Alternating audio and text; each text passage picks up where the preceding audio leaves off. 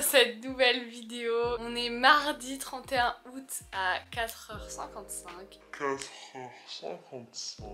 Et je m'apprête à partir pour une randonnée de 100 km avec mon master entrepreneur. Le rendez-vous au bus est à 5h30 à Porte d'Orléans. Du coup, là, je suis prête pour partir. J'ai commandé un Uber parce qu'il n'y a pas de métro à Paris avant 5h30. Du coup, je voulais vous emmener avec moi dans ce petit voyage.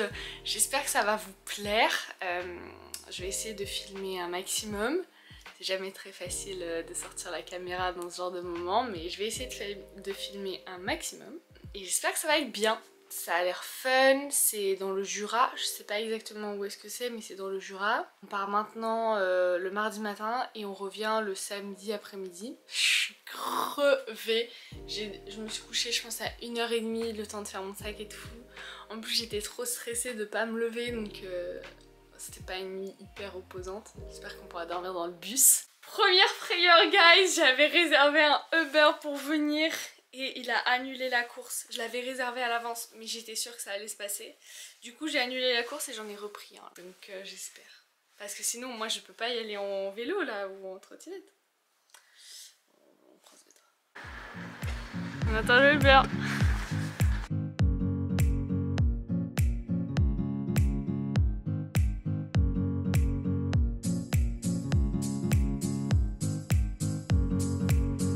Update depuis la dernière fois.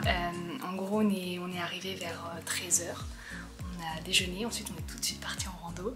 Ça a été beaucoup plus difficile que je le pensais, on s'est un peu perdu, il y a eu beaucoup de marches en hauteur, donc c'était sportif mais franchement c'était trop cool. On est par groupe de 3, ensuite on regroupe ces groupes de 3 par 4, donc on est finalement 12 à marcher ensemble et c'est super chouette, enfin, ça tourne, du coup on rencontre plein de gens et j'ai un t-shirt.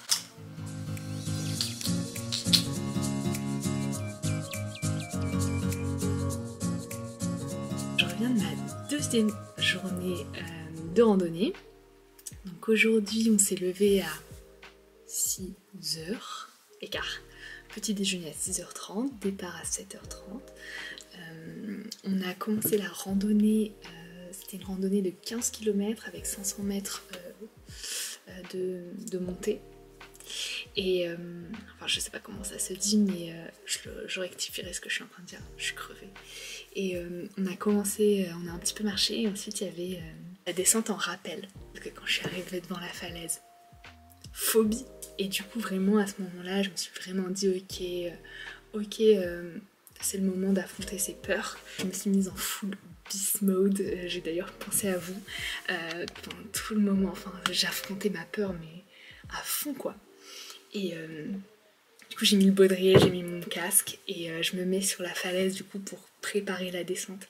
Et là mais je vois le vide, je vois le fait de se mettre dessus et même si dans ma tête je suis restée grave souriante et je me disais en fait plus tu luttes plus ça va être difficile, donc j'étais hyper enthousiaste, je me disais yes ok on va descendre et tout, mais mon corps il avait peur, enfin je tremblais, j'ai jamais autant tremblé les jambes, vraiment jamais autant, donc c'était un peu sport là-dessus.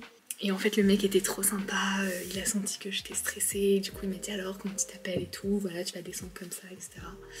Et j'ai pas réfléchi, j'ai descendu, je commence à descendre et tout, et je vous dis mais le début il était horrible, et en fait plus je descendais plus je me disais mais ça va en fait. Je m'attendais, en fait ce que j'ai trop aimé dans cette expérience c'est que je me faisais pas confiance en fait. Je me disais, je vais arriver au-dessus de la falaise et je vais pas oser, je vais dire non je peux pas, je vais me mettre à pleurer, je vais abandonner en plein milieu, je vais pas savoir descendre. Et en fait il s'est passé aucune de ces choses-là. J'ai gardé le sourire, je suis allée assez vite dans les premières, j'ai descendu mon truc assez vite, j'ai eu aucun souci là-dessus et tout, et du coup à la fin j'étais tellement fière. Et c'était ça, je trouve la belle leçon de cette expérience, c'est que j'étais vraiment fière. Et c'était un sentiment de dingue, vraiment de dingue. Donc voilà pour un petit peu l'activité du matin. Ensuite on a continué la randonnée, on a trouvé un petit endroit pour pique-niquer, mais avant on a eu une énorme montée de malade. Et c'était horrible. Et du coup ce qui m'a motivée dessus c'est que je me suis dit ok on monte. Et on monte au max, on réfléchit pas, on monte au max, et dès qu'on peut plus, on s'arrête, on reprend son souffle. Parce qu'en fait, je me rendais compte souvent que j'avais l'impression que c'était impossible, et ensuite je fais une petite pause quoi, de 30 secondes, je reprends mon souffle, et ça va mieux en fait. Et je peux remonter. J'ai rencontré plein de gens, c'était trop bien d'apprendre à les connaître, j'ai hyper parlé et tout, et j'ai aussi pris mon courage pour entamer les conversations avec de nouvelles personnes et tout. Donc contente. Deuxième journée hyper concluante, très fière. Et voilà.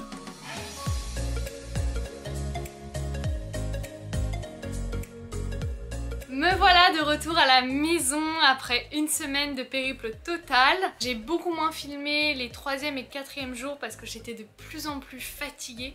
Du coup, je vous fais un petit résumé ici de ce qui s'est passé. Le 3e jour, on a eu la 2e session d'activité.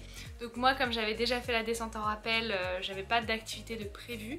Mais j'ai quand même décidé de faire l'activité des souterrains, qui n'était pas vraiment une activité finalement de souterrain, mais plus de commando. Donc là, c'était hyper physique. Pendant cette petite activité commando, il y avait encore un saut à faire. Si vous l'avez pas compris déjà, moi, j'ai vraiment la phobie du vide. Je déteste ça, tout ce qui est voilà, en rapport avec de la hauteur, je déteste.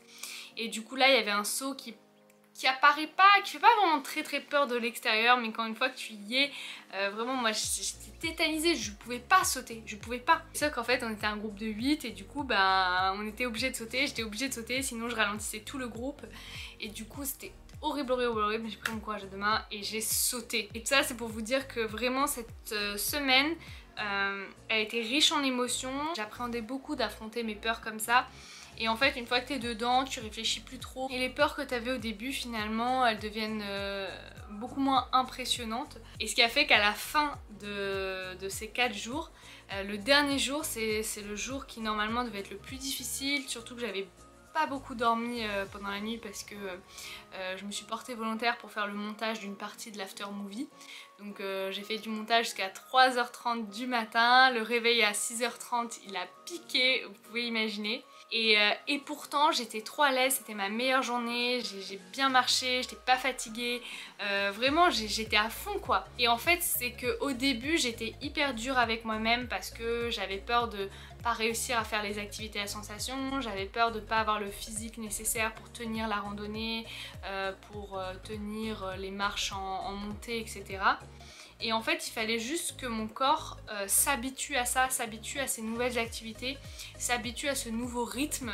Et une fois qu'il s'est habitué, au bout de 3-4 jours, ben, j'étais vraiment dans mon environnement et j'étais beaucoup plus à l'aise en fait. Et j'ai commencé à vraiment aimer ça. Et c'était pas dit au départ, vraiment c'était pas dit. Si vous m'aviez côtoyé les deux semaines avant la rentrée, j'étais vraiment très stressée. Pour vous donner un petit peu le mood de comment je me sentais à ma rentrée, je me sentais exactement comme Tris qui rejoint les audacieux dans Divergente. Tris qui court avec des audacieux, qui comprend au fur et à mesure qu'en fait il va falloir escalader tout ça, monter dans le train en courant, sauter dans le vide, qu'elle hésite un petit peu à chaque fois mais qu'en même temps c'est la vie qu'elle a décidé de mener, du coup bah, elle les suit à fond.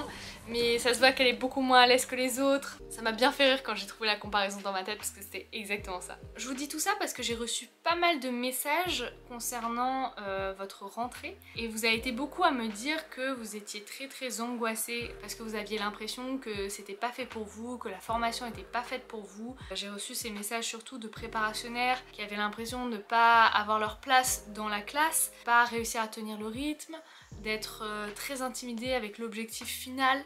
Et quand vous m'avez partagé ça en fait, déjà je voulais vous dire que vous n'étiez pas tout seul si jamais vous ressentiez ça parce que j'ai reçu pas mal de messages.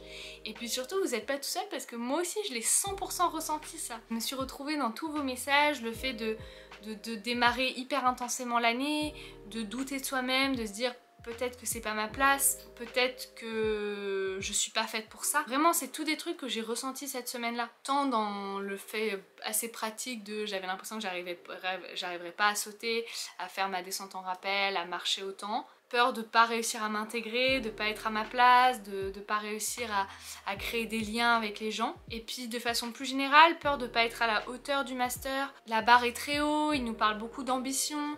de monter des projets ambitieux, d'arriver à trouver des cofondateurs dans la promotion, etc. Et moi, toute cette pression-là, je l'ai ressentie très négativement au début. Quand on me met la pression, en fait, je suis très sensible à ça. Et ce qui m'a permis de prendre du recul, c'est déjà de 1, en parler. Ça m'a enlevé un poids et je me sentais beaucoup mieux après. En parler, ça permet aussi de se rendre compte qu'on n'est pas tout seul là-dedans, qu'on est beaucoup à avoir la pression, à se mettre la pression et à avoir peur que ce soit pas notre place. Et puis aussi, ce qui m'a beaucoup aidé, c'est de me rappeler que on est libre de prendre nos décisions et de faire ce qu'on veut, et du coup on peut prendre le temps de s'adapter au rythme pendant un semestre et au bout du premier semestre se dire tiens, qu'est-ce que j'ai pensé de ça? Est-ce que c'est quelque chose qui me convient un petit peu mieux? Est-ce que maintenant que j'ai un petit peu plus l'habitude de ce rythme, ça me convient? Donc voilà, on est libre de se donner le temps avant de paniquer, de devoir prendre une décision et de se dire tiens, peut-être c'est pas fait pour moi, il faut que je quitte. Vous êtes libre de prendre le temps et de voir si ça vous convient. Et tout ça bien sûr dans la beast mode. Je vous jure, j'ai jamais autant pensé à la beast mode que cette semaine-là. Et si jamais vous êtes en prépa et que vous avez l'impression que si c'est pas fait pour vous, ça va être la fin du monde, je vous invite à aller voir la vidéo que j'ai faite avec Ambre et Emma où on parle de nos parcours. On a toutes les trois des parcours très différents.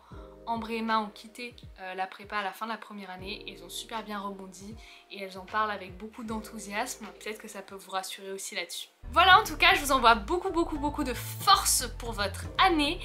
N'hésitez pas à me dire si ce genre de format vous plaît, si ça vous plaît que je vous parle aussi de moi, mes études, de ce que je fais, de ce que je fais dans mon master d'entrepreneuriat à HEC. N'hésitez pas aussi à m'envoyer un message sur Insta ou Discord si vous avez besoin de poser des questions, si vous avez besoin d'échanger, je serai ravie d'y répondre. Et je vous dis à très vite dans une nouvelle vidéo.